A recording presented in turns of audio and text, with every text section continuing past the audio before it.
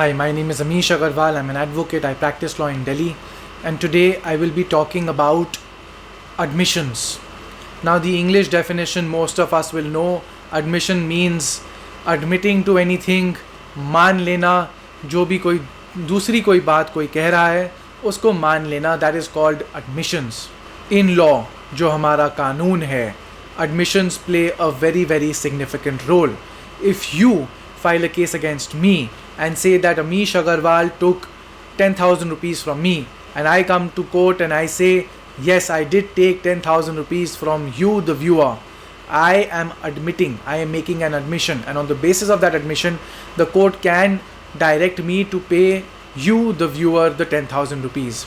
Similarly, if I admit that I have illegally occupied a property, if I admit that I have stabbed somebody, if I admit that I am waging war against the nation, any of these situations, I will be admitting to a fact which has been asserted to by the opposing party, and then I shall stand to suffer the consequences.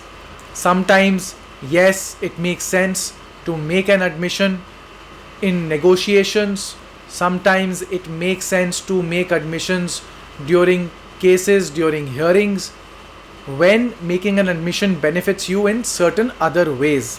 However, today I am going to be talking about my experiences of seeing how people making admissions has led them to suffer consequences, and I'll be taking some different situations which I've seen over the years. The very first situation that I'm going to be talking about, which actually reminded me that I should make a video like the one that I'm making today, is that I sent out a legal notice to a person just a couple of days ago, in which I said that this particular loan was advanced to you. You're supposed to pay back this loan. If you do not pay back this loan within this certain number of days, we will have no option but to initiate a court case against you. To which ideally the other party should have consulted a lawyer, given an appropriate response, admitting, denying, doing whatever they wanted to do. This person, without consulting a lawyer, without understanding the implication of responding to a legal notice, simply says, yes, I understand the loan is due, I am extremely sorry, I want to repay this loan. Understanding the nature of the case, I am quite sure that if we actually file the case when the person does not pay the money, the person will come up with a host of different reasons, because then the person will have to definitely engage a lawyer. The moment we go to court and get court issued summons delivered upon this person, but at that point of time the lawyer will say, alright, now let's cook up a bunch of stories so that we can cover up for your prior mistake. In the first place, it's better to not do anything through which there is an admission made on your part. Because of the reply by the person, now my case becomes many more times stronger. In fact, I won't have to do much at all to prove my case in this kind of a situation. The second situation I am reminded of is about 2 years ago, when a client came to me and said that their previous lawyer made a statement in the court at the behest of the client, at the direction of the client. The previous lawyer told the court that the client has no problem in complying with a particular portion of what the petitioner was demanding. So what happened was that this was a petition made under section 9 of the Arbitration Act, seeking some interim measures by the court.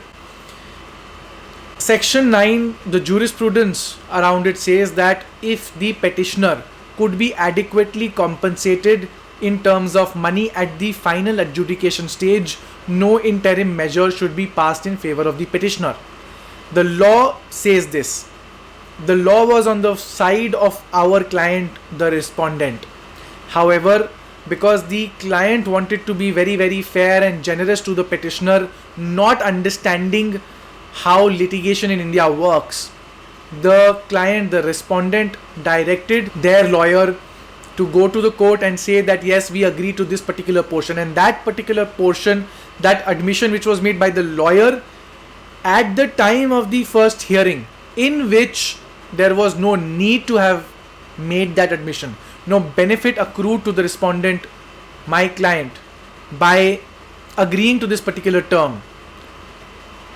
And when the client actually understood the implication of what the client has now admitted to, the client hired me, we went to court, we argued this thing, saying that under section 9 we cannot be held accountable when the other party can be adequately compensated at the last stage, at the final stage, in terms of money. And the court had just one thing to say: we are not now holding you on section 9 of the Arbitration Act, we are instead holding you on your statement made in the court on the first date of hearing.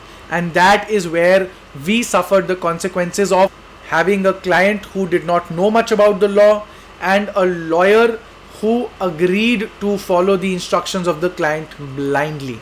Third situation: it's very unfortunate in a country like India, lawyers get bought all the time. And a similar situation arose for a client of mine when the lawyer of the client, motivated by the other side, took a small bribe, told my client that the client should settle the matter and should sign on a particular document which basically said that the client has no problem with the matter going in a particular direction. After signing, when the client suffered the consequences, he then came to me and explained to me the entire situation, and I told him that in all likelihood, after years, if your lawyer has played fraud upon you, there is still no point in going to the bar council or going back to the courts and alleging that fraud.